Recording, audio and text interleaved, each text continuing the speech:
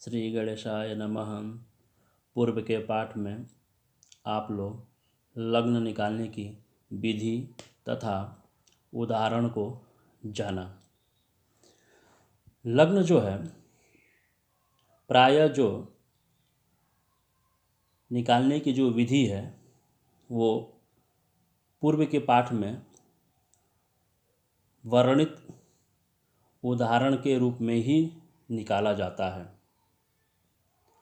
परंतु कभी कभी ऐसी परिस्थिति हो जाती है कि जो पूर्व में जो विधि बताई गई है उस विधि से लग्न नहीं निकल सकता है, क्योंकि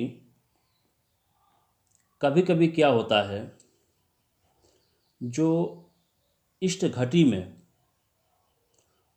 भुक्त पल या भोग्य पल घटाया जाता है, जब घट जाता है तो जो पूर्व में बताई गई विधि है वह विधि अपनाई जाती है, परंतु इष्ट घटी में भुक्त पल अथवा भोग्य पल नहीं घट सकता है। उस स्थिति में दूसरी विधि से लग्न का आनयन करते हैं। यह स्थिति कभी कभी हो जाती है। ये स्थिति प्रायः किसी का जन्म सूर्योदय के बाद और 8 या 10 बजे के पहले का जन्म हो तो उसमें ये बहुतायत मिल सकता है। इसलिए लग्न निकालने की जो विधि है वो दूसरी विधि कहलाती है उस स्थिति में। तो उसके लिए आचार्य लिखते हैं कि भुक्तम भोग्यम श्रेष्ठ कालान्न विशुद्धयेत यदा तदा श्रेष्ठम 30 गुणम सूर्योदयाप्तम यल्लवादिकम हीनम युक्तम रवौ कार्यम लग्नम तात्कालिकम भवेत्। ये जो श्लोक है, जब इष्ट घटी में भुक्त पल अथवा भोग्य पल नहीं घटता है, उस स्थिति में इस विधि से लग्न निकालते हैं। तो क्या करते हैं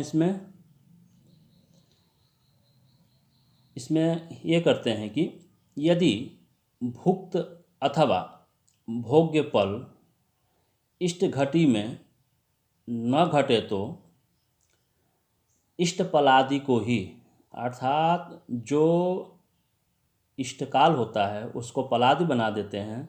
और पलादि बनाने के बाद से उसको 30 संख्या से गुणा कर देते हैं। आज जो सूर्योदय मान होता है उससे भाग देते हैं। जो लब्धि आती है वो अंशादि आती है। अब क्या करते हैं उसके बाद से, अगर भुक्त प्रकार से बना रहे हैं तो क्या करते हैं कि स्पष्ट सूर्य में उस अंशादि को घटा देते हैं। यदि आप भोग्यांश से आप अगर बना रहे हैं तो स्पष्ट सूर्य में उस अंशादि को जोड़ देते हैं। जोड़ने के बाद से जो मान आता है वही स्पष्ट सूर्य हो जाता है। अर्थात स्पष्ट सूर्य का मतलब हो गया स्पष्ट लग्न हो जाता है। यहाँ पर स्पष्ट सूर्य नहीं है, यहाँ पर स्पष्ट लग्न है, जो हमारा लग्न आ जाता है। जो ये दूसरी विधि है लग्न निकालने की, ये प्रायः कभी कभी ऐसी स्थिति उत्पन्न हो जाती है। जैसे उदाहरण जो है आपके सामने प्रस्तुत कर रहा हूँ, उस उदाहरण में जैसे कोई कल्पना करें कि जो सायन सूर्य है वह है शून्य राशि 12 अंश 17 काला 35 बिकला, उसमें भोग्यांश जो उसका हो जाएगा 17 अंश 42 काला 25 काला। अब उस भोग्य काल को क्या करते हैं कि जो शोधयमान होगा, अर्थात शून्य का तात्पर्य ये हो गया कि मेष राशि हो गई, मेष राशि का जो उदयमान हो गया उससे हम गुणा कर देंगे और 30 से भाग देंगे। जो 30 से भाग देंगे तो उसका भागफल आ जाएगा 129, 51, 3, 20। इसको क्या करेंगे, इस संख्या को क्या करते हैं कि इष्ट घटी जो हमारा कल्पित है वो 1/45 इष्टकाल है, उसको पल बना देते हैं तो 105 पल हो गया।